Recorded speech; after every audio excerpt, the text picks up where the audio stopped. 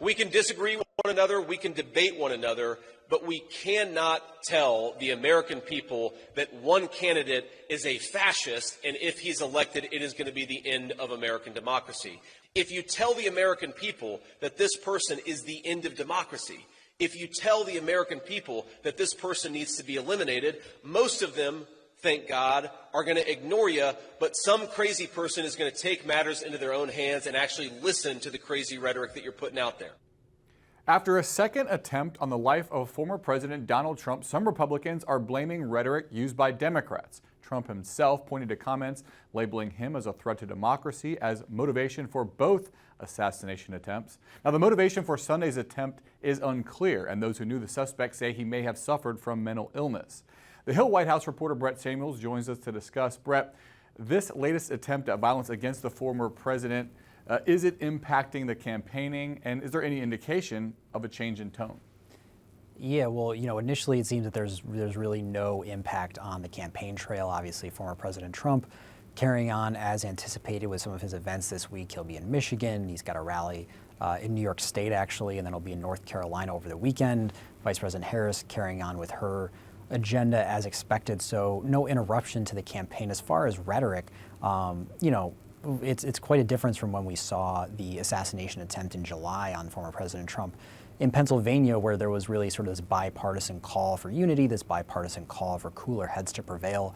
This time around, there's really been no such reflection or moment to have both sides take a step back and call for an easing of tensions. Former President Trump, as you mentioned, he blames Democrats and their rhetoric, saying that they essentially jeopardize his safety when they say he's a threat to democracy who has to be stopped.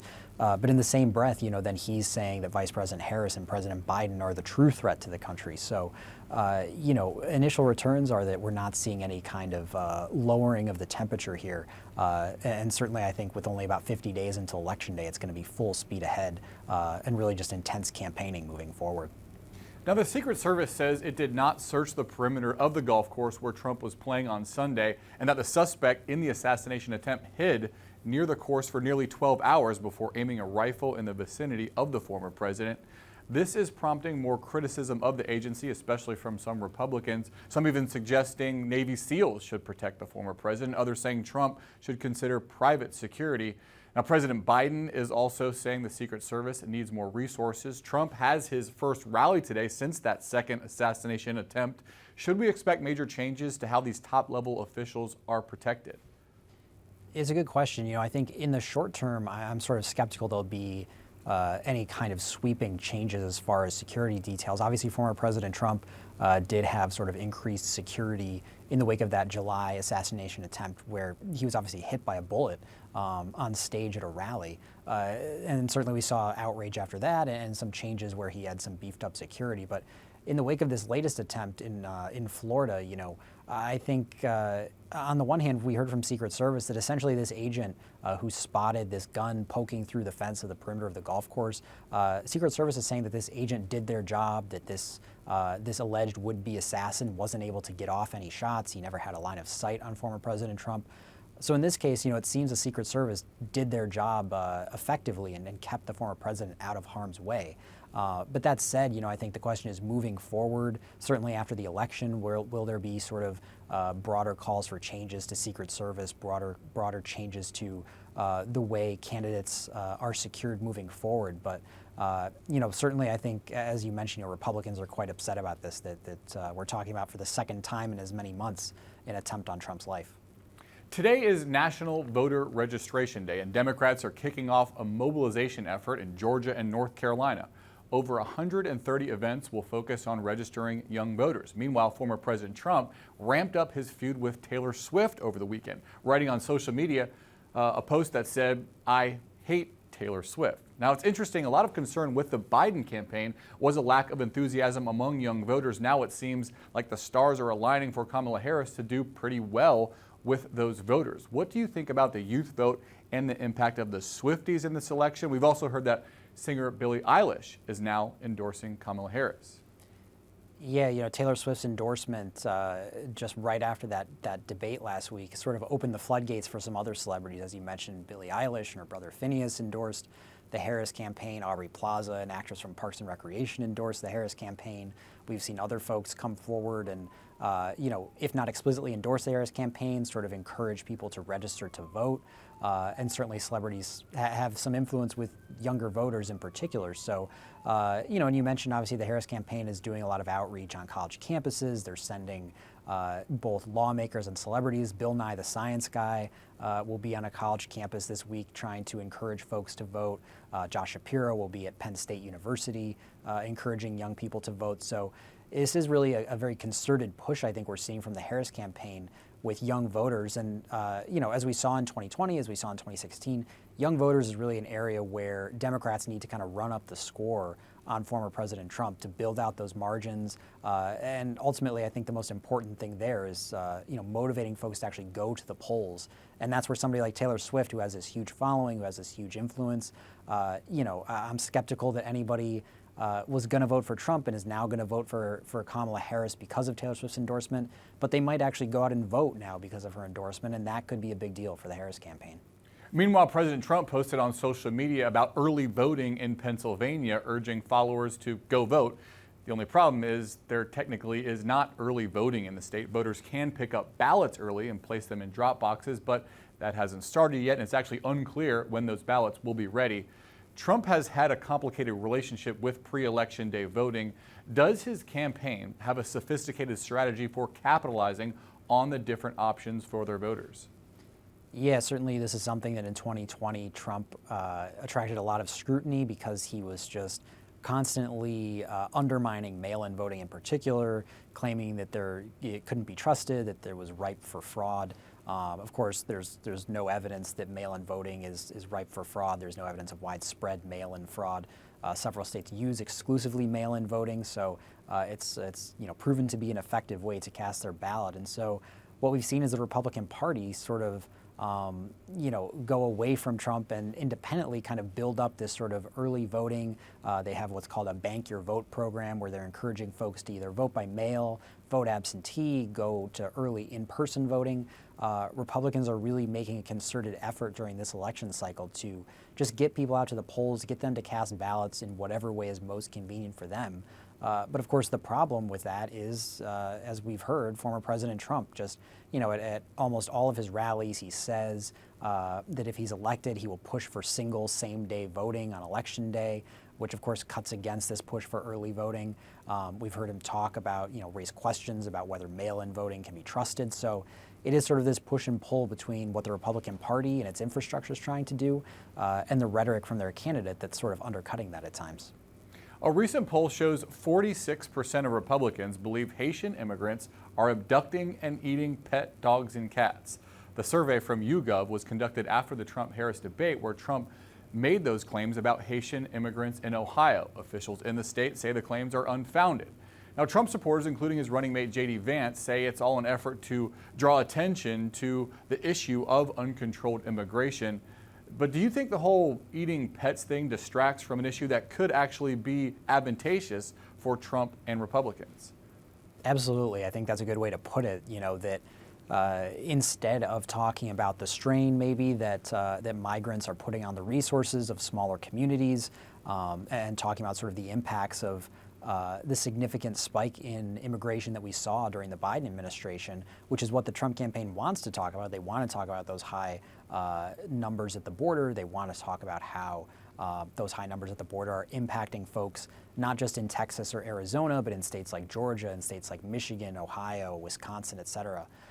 Instead of talking about that, we're all litigating the truthfulness of these claims, which of course, as you mentioned, are unfounded. They've been debunked by local officials on the ground there. They've led to threats and evacuations at schools, which Governor Mike DeWine in Ohio said came from overseas to sort of fuel this discord around the immigration discussion. So, certainly I think you could say it's a missed opportunity because certainly immigration polling has shown it's an issue where Trump has the advantage over Kamala Harris. It's an issue that the Trump campaign wants to talk about.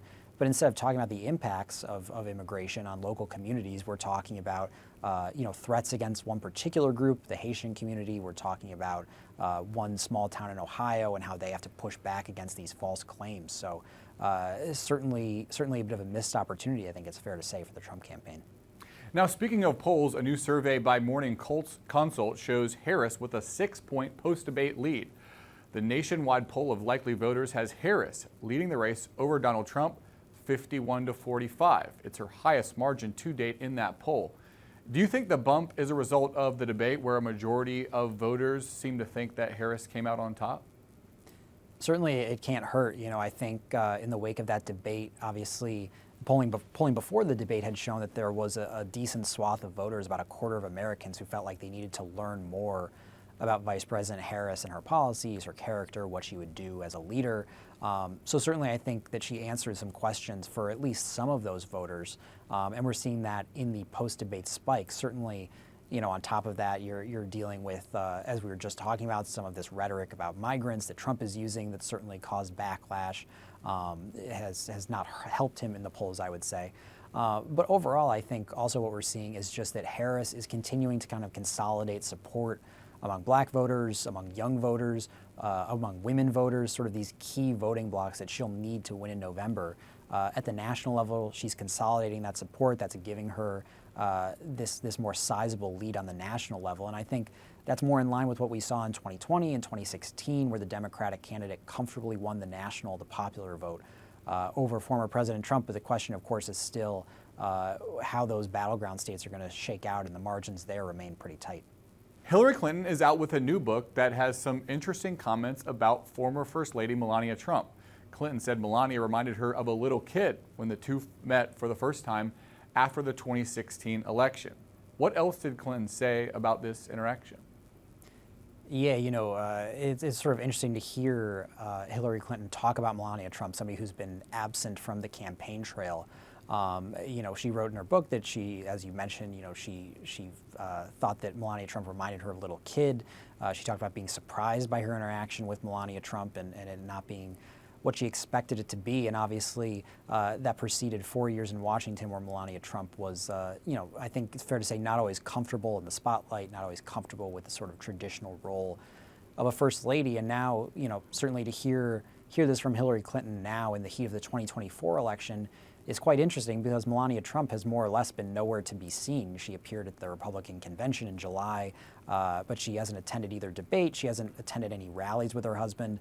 Melania Trump has sort of been persona non grata on the campaign trail.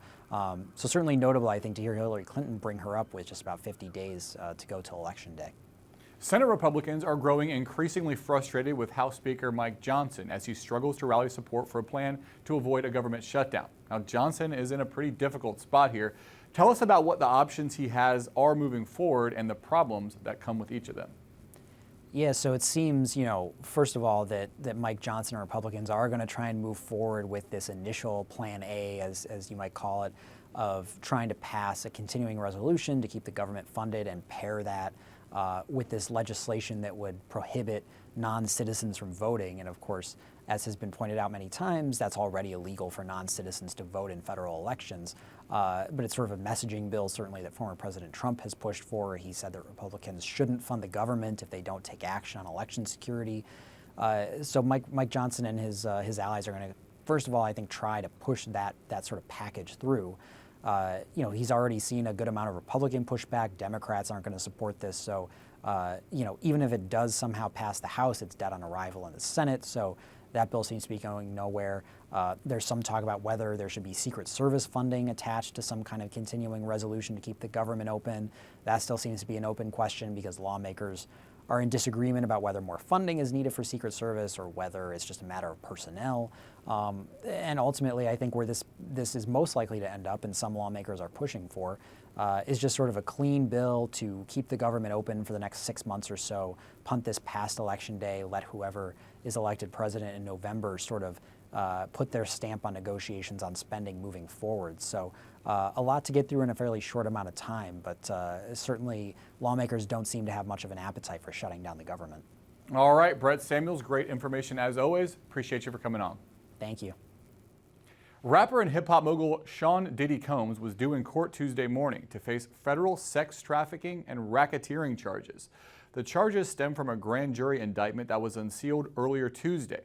That indictment details allegations dating back to 2008 that Diddy abused, threatened, and coerced women into sexual encounters and induced both men and women into days-long sexual performances. It goes on to describe the rapper and producer as the head of a criminal enterprise involved in illegal activity, including forced labor, drug offenses, kidnapping, arson, bribery, and obstruction of justice. His arrest Monday afternoon comes about 6 months after federal authorities raided two of his homes in Los Angeles and Miami. Combs' attorney called the indictment an unjust prosecution and said Tuesday morning that Combs is in good spirits and plans to plead not guilty. Federal prosecutors say they will ask that Combs remain in custody while he awaits trial. Former independent presidential candidate Robert F. Kennedy Jr. confirming this week that he is under investigation for, quote, collecting a whale specimen 20 years ago. Kennedy says he received a letter from the National Marine Fisheries Institute confirming the investigation shortly after he endorsed former President Donald Trump. Back in 2012, Kennedy's daughter said in a magazine interview that her father cut the head off a whale that had washed up on shore when she was a child. That interview resurfaced when Kennedy dropped out of the race. An environmental advocacy group called for Kennedy to be investigated. Kennedy has called the investigation a weaponization of the government against political opponents. The National Marine Fisheries Institute told The Hill it does not comment on open investigations. Ohio Governor Mike DeWine says he's sending state troopers to Springfield, Ohio schools to keep kids safe amid a series of bomb threats. It comes after former President Trump referenced Springfield during last week's debate, when he repeated false claims that Haitian immigrants were eating residents' pets. Trump's VP pick, Senator J.D. Vance, has repeated those claims as well. Since that debate, the city has seen at least 33 bomb threats. Those threats have forced several schools and city buildings to close while they were investigated. According to Governor DeWine, all of those bomb threats have been hoaxes. Turning to the Middle East, hundreds of handheld pagers exploded simultaneously Tuesday across parts of Lebanon and Syria in an apparent attack.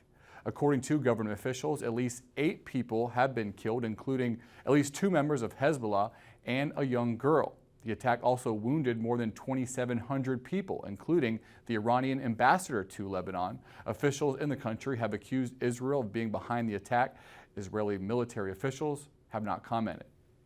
Russian President Vladimir Putin has ordered a massive expansion of the country's military, demanding 180,000 more troops.